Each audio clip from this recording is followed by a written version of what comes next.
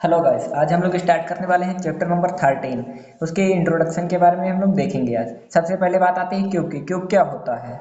Cube देखिएगा, जो cube होता है उसकी सभी डायमेंशंस इक्वल होती हैं। डायमेंशन मतलब लेंथ, हाइट एंड ब्रेथ, सभी कुछ सब कुछ इक्वल होता है। देखिए, तो हम लोग यहाँ से लेट कर लेते हैं। साइड ऑफ क्यूब हमने ए लेट की हुई है, तो कर्व सरफेस एरिया हो जाएगा 4a²। कर्व सरफेस एरिया क्या होता है? जिसमें area of roof and area, जो नीचे वाला एरिया होता है, जो ये एरिया होता है, ये नहीं ऐड होता है, ये और ये वाला एरिया खाली होता है, उसको बोलते हैं कर्व सरफेस एरिया।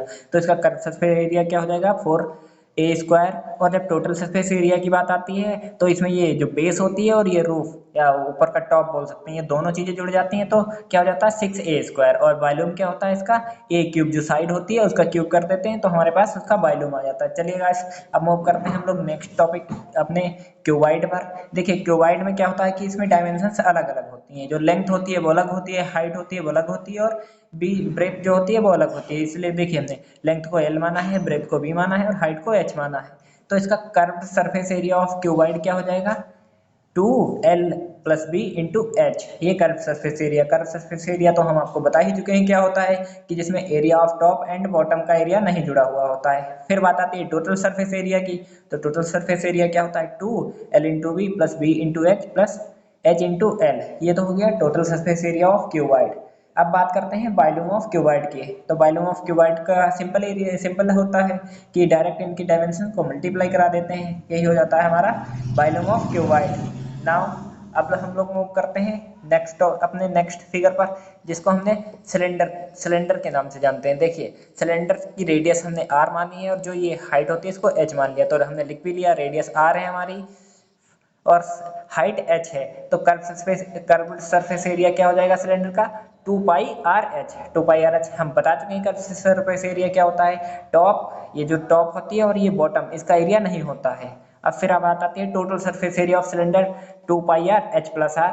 सिंपल, ये भी सिंपल है। और वॉल्यूम देख लीजिए, वॉल्यूम इसका इंपॉर्टेंट है। वॉल्यूम ऑफ सिलेंडर क्या होता है? πr²h। ये तो बात हो गई सिलेंडर की। अब हम लोग मूव करते हैं अपने अनदर टॉपिक पर, जिसको बोलते हैं कोन। देखिएगा, कोन क्या होता है? कोन एक कोन एक कैप की तरह होती है, जो बर्थडे बर्थडे पार्टी वगैरह में, जो किसी का भी बर्थडे होता है तो वो लगाता है। जैसे छोटे बच्चे का बर्थडे है तो उस पर लगाने वाली जो कैप होती है उसी को कोन बोलते हैं। देखिए, ये जो होती है ये रेडियस होती है, ये हाइट होती है, और जो ये तिरछी ऊंचाई होती है इसको स्लेंट हाइट बोलते हैं। इसको एल से डिनोट करते हैं, हमने लिख लिया है। रेडियस आर है हमारी, हाइट एच है, स्लेंट हाइट एल है। तो कर्व सरफेस एरिया क्या हो जाएगा इसका? πr/l। और total surface area of cone क्या हो जाएगा? πr/l+r। ये सब हो गया। अब देखते हैं वॉल्यूम। वॉल्यूम ऑफ कोन क्या होता है? 1/3πr²h। जो भी हो, ये वॉल्यूम है, ये भी बहुत इंपॉर्टेंट है कोन का, क्योंकि बार बार क्वेश्चन में यूज होगा।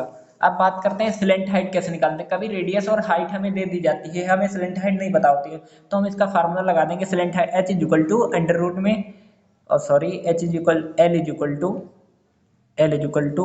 में h² + r²। ये होती है स्लेंट हाइट। ठीक है गाइस, अब बात करते हैं हम लोग स्फीयर की।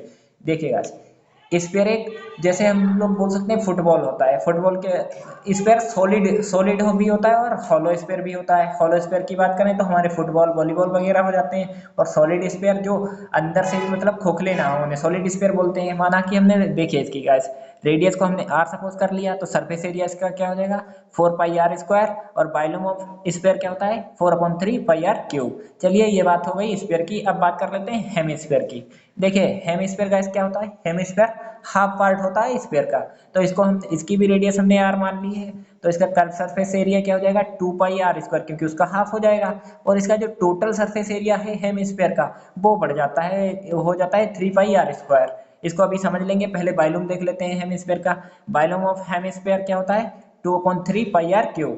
ये तो हो गया वॉल्यूम। देखिएगा, जो इसका टोटल सरफेस एरिया होता है, जब एक तो ये कर्व सरफेस एरिया हाफ हुआ होता है, और फिर जब ये जो ऊपर वाला पार्ट होता है सर्कल का, एक ये πr² जुड़ जाता है, इसलिए ये हो जाता है 3πr²। ये सिंपल सी बातें थी, हमने इस टॉपिक में कवर की। अब आने वाले लेक्चर्स में हम देखेंगे कि एक्सरसाइज के क्वेश्चंस पर मूव कर जाएंगे, और सभी क्वेश्चन को बहुत ही आसानी से सॉल्व करेंगे। Thank you.